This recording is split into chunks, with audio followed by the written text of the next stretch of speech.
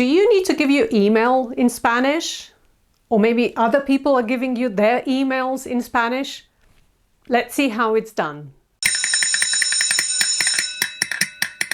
Hello and welcome to another Spanish lesson with me, Eva. Today we have a very practical lesson, a very short lesson.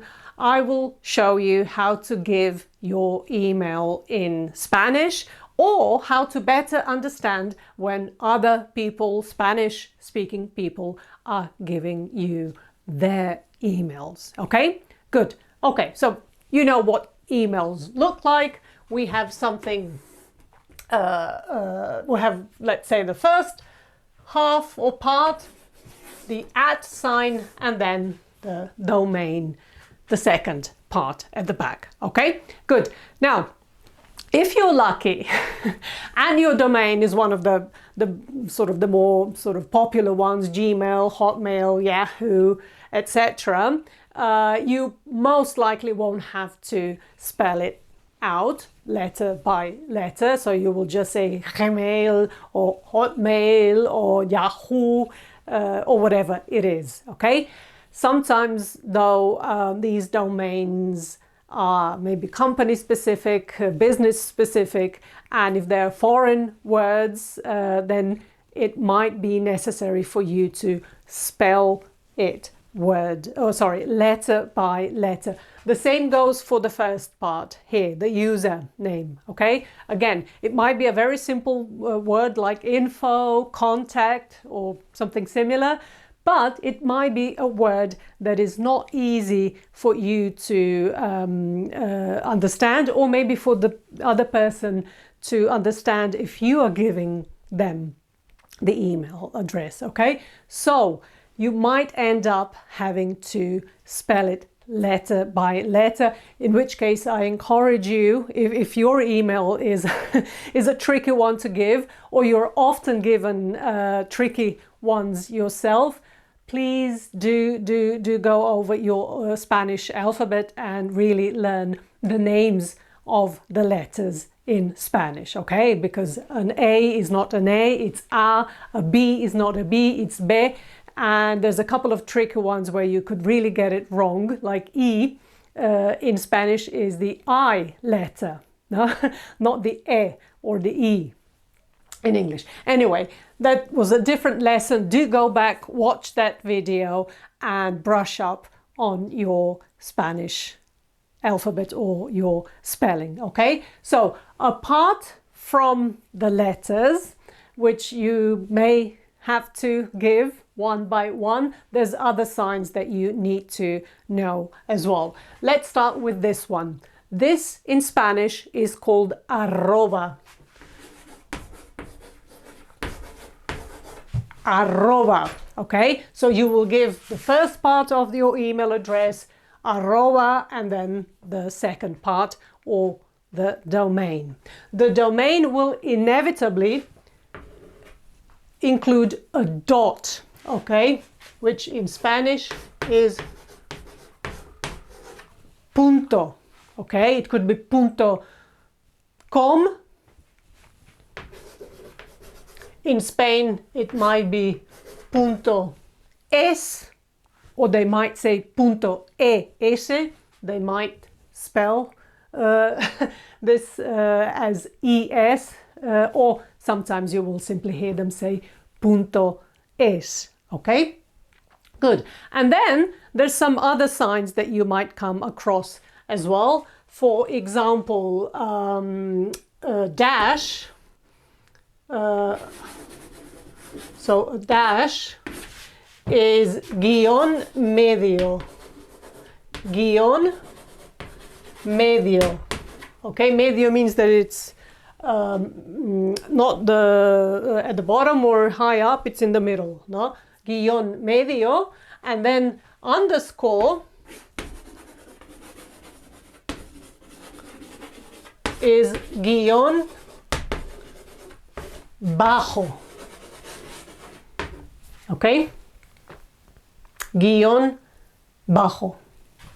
For example, I don't know, you might have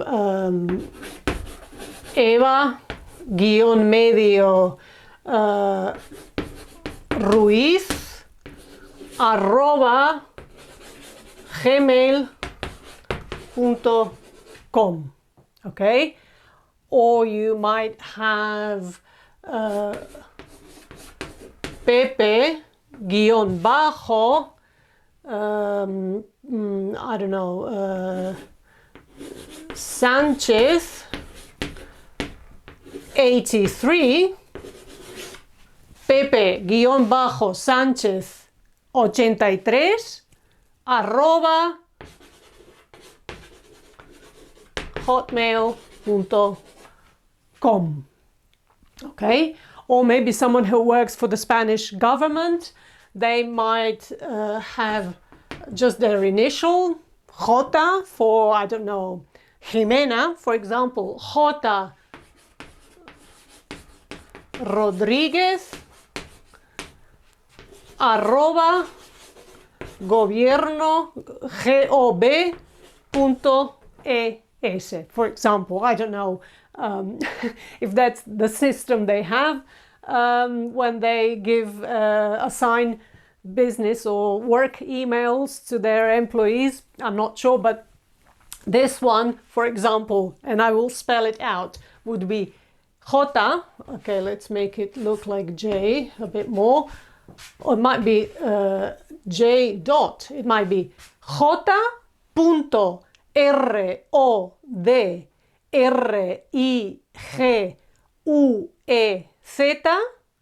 arroba gov o gov.es or es. Okay, again, if a Spanish speaking person is giving you their email and you're familiar with the Spanish surnames and names and their spelling, you will be okay if they just say J.Rodriguez. Okay, if you know your letters, your alphabet, you will know that J is J, then followed by punto, dot, and if they say Rodriguez, you will recognize that surname and you will know how to write it. If you don't, you will have to ask them to spell their email for you, in which case, again, you need to be very familiar with the Spanish alphabet. Okay, good. Okay, just two more words that you will maybe hear, lowercase and uppercase. Even though I think most of the time these email addresses don't really distinguish between lowercase and uppercase, so even if you wrote this in uppercase, it would still be the same email address, I think. But anyway, sometimes people do make a point of saying it's all lowercase, and they will say for lowercase minúscula, and uppercase would be mayúscula. Okay? Minúscula, lowercase, and mayúscula, uppercase. Okay? Good.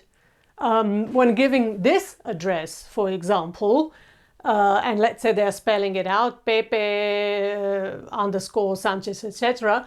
When they come to the number, they might say con número, okay? So that you don't start writing out 83 in Spanish, no? 83, they will say con número 83, okay? 83. Good. Okay, well, that's all. I hope it helps you. I hope, again, it gives you enough confidence to give your email in Spanish, be it personal or work email, and also when Spanish-speaking people, friends, relatives, or colleagues or partners around the world give you their emails, that you are confident in how to write them down. Okay? Good. Okay, have a great day and I'll see you in the next lesson. Bye-bye.